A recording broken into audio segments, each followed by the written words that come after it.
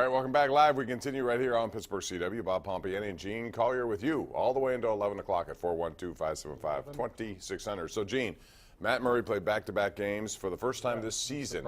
And it came after a bad ending in the Buffalo game, which showed me a lot about Mike Sullivan's confidence. How much should he play the rest of the way? Well, you've got to establish that he's your number one goalie, but more importantly, he's got to play like it. If there's one thing that puts the Penguins in a precarious situation, and by that I mean in or out of the playoffs, it's Matt Murray right now. I mean, he played very well at Montreal, but not well the night before at Buffalo. So you've got to get a lot more consistency out of him.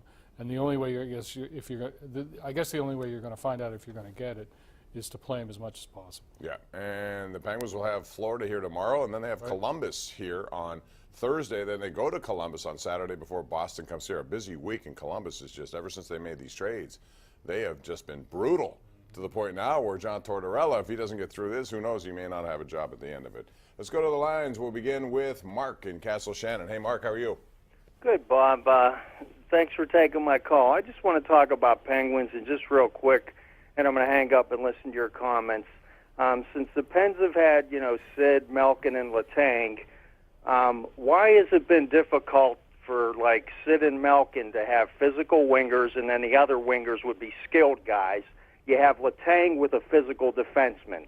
And, people say it's hard to find these guys, but yet other teams seem to have it. What? And if you had these physical guys, these other teams wouldn't be taking cheap shots at them. And I'm going to hang up and listen to your comments. I don't think these have been cheap shots. I think it's part of the game, as Gene said earlier, Mark. I do think that this trio that's been together, it used to be Fleury too, but they've had 3 cups. They've won a lot of hockey. I don't know that they need what you just described. I think when you see Gensel fit in really nicely with Sidney Crosby, Gene, and then you put McCann on there, although I think he's still destined for third-line center eventually, but I don't think you need you had one in Ryan Reeves and Mike.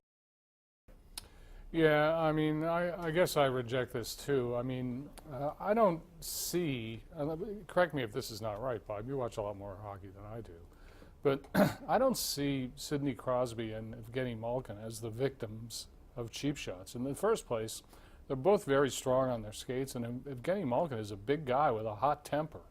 I don't think they're getting abused at all. I don't think the presence of, someone like a Reeves or players like that, I don't think that really adds anything to the Penguin. If anything, it detracts, in my view. Yeah, I think so. Those guys, Crosby's as good a down-low player. He doesn't have a problem really with that. Do guys take liberties at times? Okay, but it's not unlike any other team that has those kinds of players. That's just the way it is, and I think it's not that big of a deal in today's NHL. We got a lot of tweets here regarding C.J. Mosley. We brought him up, Gene, and this one is from CMJ956, who says, a lot of idiots don't realize he's not that good in pass coverage. Want Pittsburgh to sign him, guess we'll see 2 run-down linemen in the middle of the defense chasing tight ends down the field.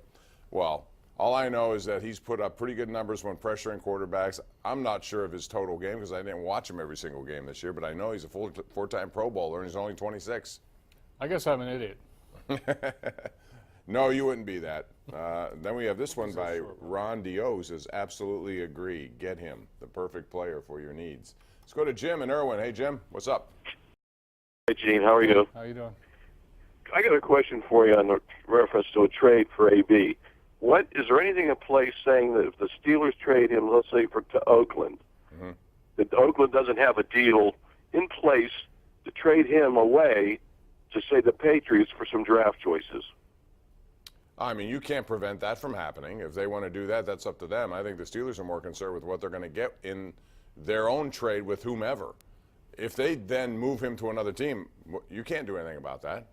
Gene, I likely anyway. Thanks for the call, man. Just because they want him for what he can bring, and if they think they can tolerate him. Yeah, I know. No, I don't see anything like that happening. I mean, if I could get something I really wanted for him, say the best case for the Steelers is a first-round pick, I would even trade him within the division. That would be a little risky, but if that's the best offer, you may want to take the best offer. We will see how that goes. By the way, for those of you who didn't see, Gene saw it, I saw it, and if you're on Twitter, you saw it, that Antonio Brown now has signed up with a new company called Cameo. So if you want him to send you a little selfie of himself wishing you all the best, if you have an anniversary, a birthday, if you've graduated from college, if you whatever you want to do, if you're Juju Smith-Schuster, as Joe Starkey tweeted, maybe Juju can send a little note and say, hey, for $500, give me a little shout out, Antonio. Congratulate me for being team MVP. I thought that was really funny. Do you see that? What's he doing? Is he broke? Why is he acting this way? Why does he need $500 for every time? And how much do you need? Well, you can make a lot, actually, if people are willing to buy it. Bob, must we react to everything? I don't know. I mean, it's out there. So It's out there, yeah. We did. We reacted to the Twitter. So I guess we should say it's not so much that he's charging it. The worst part is people are paying. People, that's Gene's tweet. People are actually paying for it, and there are a lot apparently doing that. Tony in the Hill District. What's up, Tony? How are you? Hi, Bob. Hi, Gene. Hey. I have two parts to this. Go ahead. I want to say I think Antonio Brown needs to watch what he really wishes for, because that don't mean because teams are looking at you that he's going to get as many targets as he did when Ben Roethlisberger was throwing to him. And two, why don't the Pittsburgh Steelers invest in some linebackers? Because I think that's what they really need. Yeah, they do. I mean, it's one of their top priorities, so I think they will, and whether it's free agency or the draft, but I think I'd rather go free agency right now just to get someone proven in here. What was his first question about Antonio Brown? Be careful what you wish for, AB. Yeah, I think that's true. Did you hear Larry Fitzgerald this week at a conference he was speaking at Boston? Yep. When you hear him say what he said, Antonio should listen, but it's too late for that He anyway. doesn't listen. No. Tweets. Mike in Bethel Park. Hey, Mike. Yeah, hey guys. With Mosley, correct me if I'm wrong, and I'm not sure. Didn't we pass up on him Yep. for Jarvis Jones? It was somebody the Steelers. Yeah, I forget. I got to look back because my memory won't tell me that exactly. But I remember them doing that. Yes, but he developed very nicely in Baltimore and is one of the premier guys right now. He has. I'm just wondering. This might be the time. Ben in 3 or 4 years is going to be golfing in retirement. They're moments now, and I think they need more leadership on defense to replace Shazier, and he might be the guy. I agree. I've been an admirer of his since he came out of college. He really pretty much stepped right in with the Ravens and has played well. He has. Line one we go. It's Dave who joins us on the Ireland Contracting Nightly Sports Call from Bell Vernon, Pennsylvania. What's up, Dave?